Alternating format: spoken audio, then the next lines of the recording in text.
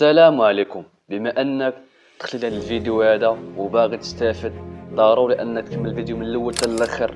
حط معك واحد اللايك للفيديو، بزاف ديال الكومونتير وبزاف ديال البارطاج باش الفيديو يطلع لنا جداد ويشوفوه هنا جداد. وبين قوسين الناس ديال الفيسبوك القناه اليوتيوبيه للدراري، دخلوا ليها ديروا لها ابوني وبارطاجيوها. وهذا مكان نبداو على بركه الله.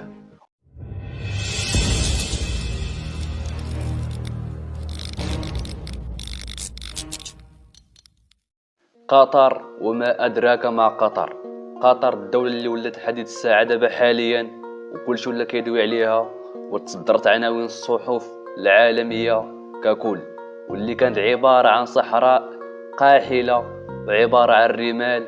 القطر اللي كنشوفوها دابا حاليا أحسن البنية تحتية، ومعدل الدخل الفردي فيها طالع بزاف، واللي كتوفر على أعلى برج في العالم، وكيقولوا على أنها هي المستقبل ديال المستثمرين ورواد الاعمال. داكشي علاش في هذا الفيديو هذا ومن بعد بحث معمق غادي نعرفوا السر اللي خلى قطر انها تنطلق من هذا الوضع اللي كانت فيه لهذا الوضع اللي فيها دابا حاليا. فخليك معايا حتى الاخر الفيديو لانك غتصدم ديال بصح.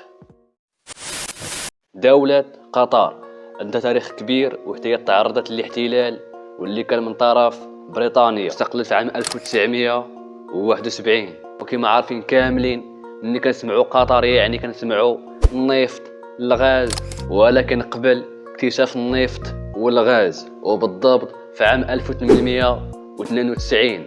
فديك الساعات قطر كانت معروفة باللؤلؤ وصيد السمك، وهذا الشيء اللي كان ديك الساعات هذا الاقتصاد ديالها. ومن بعد سنوات وبالضبط في 1940 تم اكتشاف النفط في قطر، وهنايا مسؤولين قطر كانوا مريقلين ديال بصح وكانوا ناضين ديال بصح. فمن بعد اكتشاف النفط وحتى الغاز مسؤولين قطر خدموا على تطوير بلادهم، وفي ديك الساعات القطريين بداو كيشريوا عقارات في بريطانيا. ولأول مرة هذه المعلومة هذه غادي نعرفها انايا، القطريين عندهم عقارات في بريطانيا اكثر من الملكة إليزابيث. وماشي غير هذا الشيء هذا صافي، لا بل القطريين استثمروا في الثروة البشرية اللي كانت ديك الساعات عندهم، اللي هي باش وصلوا لهذا الشيء هذا كامل دابا حاليا اللي كنشوفوا، حيث انهم قاموا بدعم قطاع التعليم وهذا الشيء هذا بتطوير المناهج الدراسيه وطرق التدريس والانفتاح لتجارب التعليم العالميه. وفي مجال التواصل والاعلام هاربين ديال بصح، حيث انه في عام 1996 استقنت الجزيره الرياضيه واللي هي دابا حاليا بي ان سبورت، واللي كيمتلكها دابا حاليا ناصر الخليفي رئيس باريس سان جيرمان الفرنسي. وهذا الشيء هذا غير شويه من بزاف.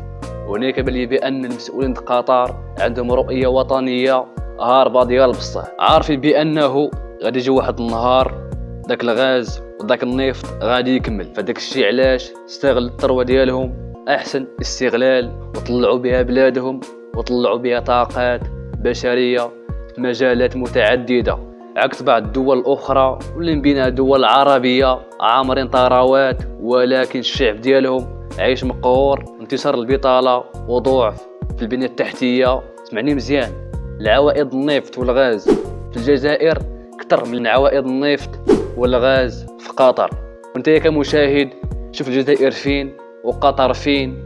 المهم فرق كبير وفرق شاسع بين قطر والجزائر. وكما عارفين كاملين حاليا قطر كتنظم كأس العالم، ولحد الساعه فانا كيبان لي بانه احسن تنظيم لكأس العالم. ومن الايجابيات ديال تنظيم قطر لكأس العالم اولا نشر الاسلام، ثانيا محاربه القوس قزح، ثالثا ازاله الصوره النمطيه والسلبيه على العرب اللي درعوها الامريكان في عقول الناس من خلال الافلام ديالهم، واخيرا واللي خاصك تعرف هي انه كرة القدم ماشي غير جلده منفوخه، لا كرة القدم قوه ناعمه وكتستعملها دابا حاليا قطر لترويج نفسها للعالم، وكذلك نصر الاسلام ونمو الاقتصاد ديالها على المدى البعيد. وكيف العاده كان معكم نور الدين بلاس. السلام عليكم.